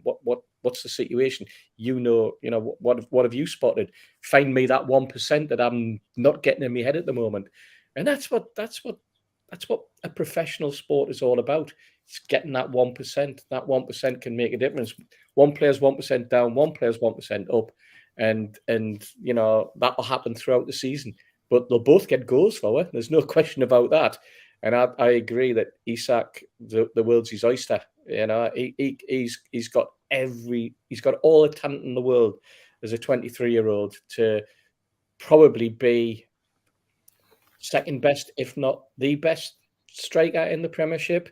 At the moment, you've got Haaland, who's skating ahead of everybody, but treated right and getting the opportunities. Who knows where this could take Alexander Isak in the next couple of seasons? Yeah, more breaking news. The Spanish women's squad won't play further matches until Federation leadership is removed. That's been a fascinating story breaking today, and it's one that's going to run and run. Go on, George, before we get to and seeing that bloody idiot trying to sort of fight it out this afternoon on television nearly made me sick, but never mind. That's another issue. Isak set a goal against Villa. If that had been scored by any other Premiership striker, Salah, you can go down and the one at Arsenal. If they'd scored that goal like that, it would have been on television every bloody day for a week. It's never been on. Hardly been talked about. Yeah. Hardly been talked about. Yeah, I agree. I mean, it's why I said at the start of the season about Isak, was the potential for him to win the Golden Boot? I still personally think he could. Not going to put any pressure on the lad, but he's good enough. He's definitely good enough. And if we can get the supply line right to Isak, he will certainly be in the top 3. And then it's down to whether he stays fit, whether he stays in form. But there's no doubt for me that Alexander Isak will be the Premier League's top goal scorer at some point with the team that we are creating and the football we play. I think people underestimate the level of praise that he's had from Ibrahimovic. Bearing in mind, this is the bloke when he went to America was sent a signed Michael Jordan shirt, and he signed it and sent it back.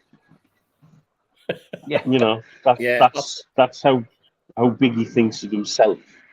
Yeah, and for him to give even faint praise to someone else is massive, absolutely massive. And I think that, like I say, I think we've maybe seen 70% of what he's executed.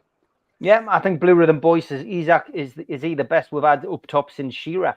It's a big benchmark, but I think he could reach those kind of levels. Yeah, he's got potential, and it's the first time I've been able to say that for a long time. I mean, when you think about some of the players we've had over the last 15, 16 years, we haven't been excited about a team, and it's a team. You've got to remember that it's a team. But Isak makes goal scoring look so simple, and probably the last person who did that regularly in a black and white shirt was Alan Shearer. So it's a good comparison. That. Okay, we've only got about 15 minutes left. We've got to look at the Liverpool game as well, but we have got a few of these.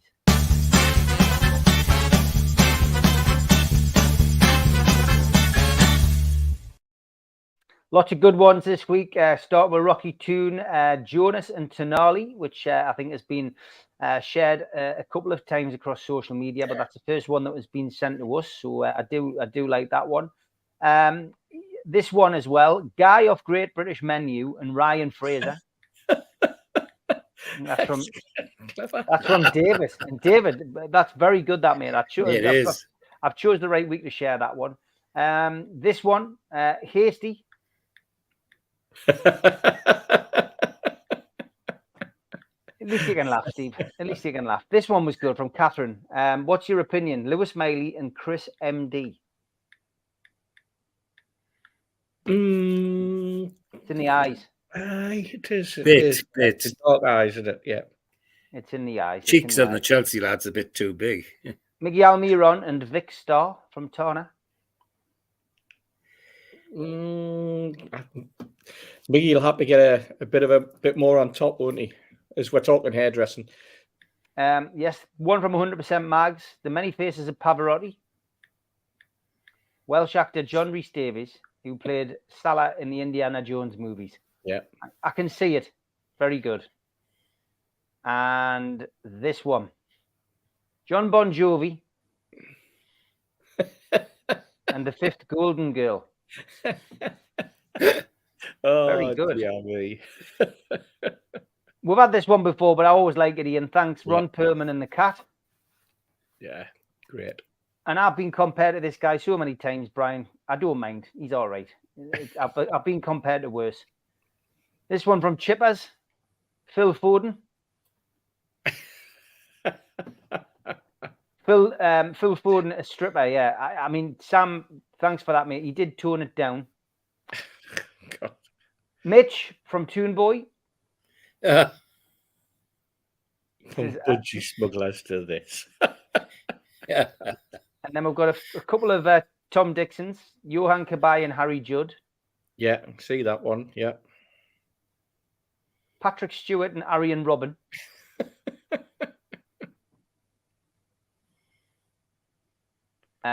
Riziki and Mark Owen from Take That.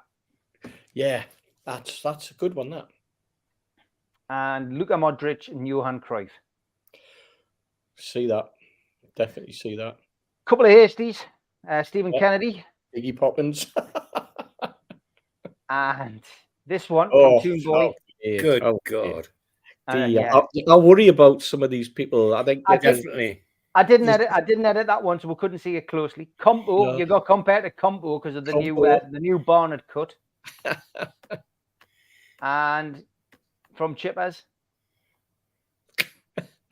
So yeah, your haircut hasn't gone unnoticed, and of course, it hasn't. Albert, I was straight in waiting with for this Judi one. Dench, because somebody in the chat said you look like Judi Dench. Yeah. Gibbo and the old guy from Up. That's from Rita, who says, "Not forgetting Hasty." So back to school. They're a bad comparison. Compared Not to with a comparison. Toon lookalike from Sooty. Steve, he says this is Keith with hair. I can see where he's coming from. Good comparison. I think Keith was happy with that. Hope you're watching, Keith. Hope you're well. This one, worst mugshot I've ever seen. Yeah, unbelievable. Another good one. Yeah, that's very like ET, Stephen. That is. Dear me. God knows who it is. And Tonali and a young Keanu Reeves. Yep. I know where people are coming with that one. Yep. Steve Hasty again from Steve. When it is round, you look scared there, Steve. Yeah, probably true. All right, top 4. And this was a tweet of the week, but I thought I wasn't sure if it was a lookalike. I wasn't sure about that, so I put it in there. But he says facially, that's pretty close. I mean, the hair obviously not, but who is it though? Jimmy, you'll have to explain what that means. The only man to look like both members of Tenacious D in one lifetime. So I thought it was a lookalike, not a tweet of the week, because they do look alike. So maybe I'm submitting that to look alike. He's just for the sake of it. Yeah. Coming in at number 3, Death Star and a Lindt chocolate from Chippers. It's clever. Subtle. Number 2. Is that Jack Grealish? Is that Duckula or something? Duckula, yeah. Duckula, yeah. And number 1 this week, Lewis Hall and Ron Howard. Oh, happy days. Happy days. Keep them coming in. Send the lookalikes to us. We'll feature them on the show each week.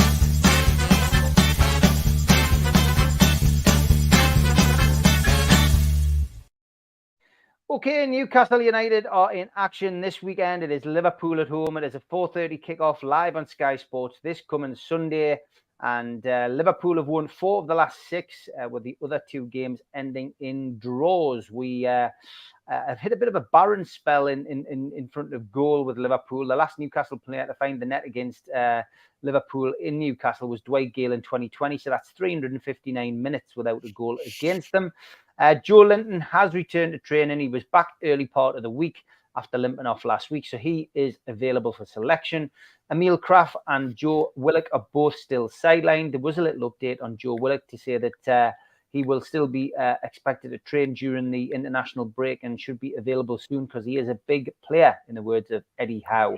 Yeah. Jacob Murphy should be available. Of course, he became a dad last weekend and missed the trip to Manchester City.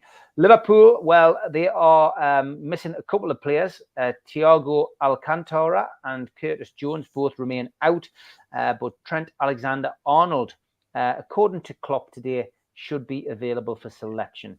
Alexis McAllister will be available as well because his red card was overturned. How have Liverpool got on at the start of the season? Well, they've got 4 points from the opening 2 games. They had a 1-1 draw at Chelsea and a 3-1 home victory over Bournemouth. They have had a week off, as we have, to prepare for Sunday's game. Referees John Brooks, he's from Leicester. Games he took charge of last season with a 5-1 home win over Brentford and the 1-0 League Cup victory over Bournemouth and the 3-0 defeat at Villa. VAR, which as we know is useless, is run by Stuart Atwell Sunday. Food Bank is on as usual. Get yourself up there. See Steve Hasty and the guys and girls. And don't forget, any cash donations into the bucket will once again be doubled by Newcastle United's very own Jamie Rubin. As always on the show, we have Toon Stato to give us a bit of a lowdown on what we can expect at the weekend.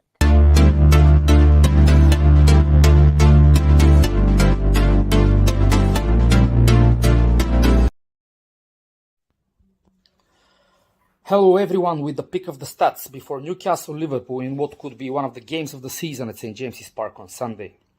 Newcastle doesn't have a win against Liverpool in the last 13 games ever since we beat them in December 2015 2-0 at St James's Park.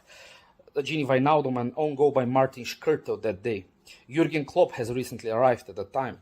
Since then we have drawn 4 and lost 9 against Liverpool in the Premier League, and in one of the draws actually Amanda Stavely set foot at St James's Park for the first time back in September 2017 when she decided that she wants to buy Newcastle United as a football club. Liverpool, on the other hand, are the club in form in the Premier League when it comes to being unbeaten. They have the longest unbeaten run of all teams, 13, since they last lost against Man City 4-1 back in April. In this period, they have gained also 9 points from losing positions, the most out of any club in the league for the period. When it comes to Eddie Howe, he doesn't have a great record against Jurgen Klopp. Jurgen Klopp actually has won 11 times against Eddie, which is a record for any manager in the league against another manager. And he has also won his last 10 games against Eddie Howe consecutively. Only Pep Guardiola against Eddie Howe and Sir Alex Ferguson against Gordon Strachan have won 10 games in a row against a certain manager. Nobody has ever won an 11th one. So Klopp hopefully cannot make it on Sunday. And Newcastle with Eddie Howe have registered 20 home wins out of 34 games with 10 draws and only 4 defeats. Unfortunately, 2 of the 4 defeats at St James's Park came against Liverpool back in April 22 and February of current calendar year. Only Kevin Keegan has registered 20 home wins in less games than Eddie Howe. Kevin Keegan did so in his first 30 Premier League games. Before Eddie Howe, the period that we needed to register 20 home wins was 62 games. Away the lads, and let's give Klopp a good revenge on Sunday. Cheers. Great stuff as always from Toon Stato. So George, interesting stats, always gives you a bit of a flavour of what's ahead. What are you expecting at the weekend, George? Well, nothing less than Newcastle victory, Steve, for me. They're not entirely a happy boat at the moment by the look of things. And manager's doing his best to make it easy for all the things he's been saying. I mean, just beggars belief. And what's he doing sitting there? Because that's the man who said publicly, if there's any Saudi Arabian money comes into Liverpool, I won't be Liverpool manager. And he's still sitting there.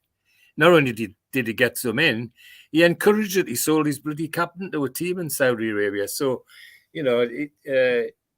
hypocrite, and he deserves a beating, and Eddie Howe deserves a victory. And I want to say it on Sunday. It's a game I'm looking forward to because, as I said at the outset, games against Liverpool are always got something in them, always exciting. But I want to see an exciting win for us, and I think that's where it'll be. Yeah, I do want to reiterate that George means it's a beating for his team, not a beating for Jurgen Klopp. Is there a difference? George, give us your prediction. I think we'll win 3-1. Okay, 3-1. He's gone for the Penman. Penman, yeah. Mitch, what are you expecting at the weekend against Liverpool? An opportunity. Another opportunity to lay a marker down. I think it's a good time to play them. They're still rebuilding. There still seems to be a little bit of disquiet at the club. Really, at all levels, there seems to be still a little bit of frustration with the owners, even though money has been spent. Klopp's tying himself in knots. He's still a hypocrite. I've got to notice nobody's called him out as a hypocrite yet, but that might happen. Who knows? Maybe it's just me living in hope. Their midfield still needs to be a bit more organised and come to terms with the changes that they've had. Who knows what's going on in Salah's mind at the moment. And these can all be good things for us. We owe them one. And, it's about time we stuck one on them. And so, for me, opportunity, that's what I'd like to see. As we go out and take the game by the scruff of the neck and play the way we know we can, And I think if we do that, I don't know if we can live with that at the moment. But, so yeah, that's what I see from it. Have you got the dice with you? I have got the dice with me. Ah, good, because we'll get a proper prediction off you tomorrow when we do the professionals at 6 o'clock tomorrow night. Right, I'll roll a dice now. The dice says, hang on, is that 1-2? No, 2-1. It says 2-1. 2-1. Mm. We'll settle for that then. Okay, yeah, We'll I did shout out that the professionals, because the game, of course, is on Sunday, has been switched to Saturday this week, so 6 o'clock tomorrow night. I have managed to listen to Eddie's press conference, so I will do the press conference review at some point in the morning. It'll probably be 10 o'clock in the morning. So 2 live shows for you tomorrow to tune into. Steve, Liverpool at home then. What's your thoughts on tomorrow's game? Well, I put a little thing up on the NUFC Fans United website, just a little match preview, just to push that. It's always a fascinating game. I mean, we've mentioned it already, but I think there's a little bit of added spice. I mean, it's not long ago that Klopp was saying that they had no money to spend, and we had endless amounts of money. Then between both clubs have spent over £320 million in the closed season, and he's still got 200 million apparently burning a hole in his pocket. If you think that he put ridiculous bids in for Caicedo, for example, he spent 70 million on Szoboszlai, who I think most of us realised was a decent player anyway. We were all linked with him for a long period without actually that link moving anywhere from like social media. I don't think the club were interested in him, but social media certainly had us interested in Szoboszlai.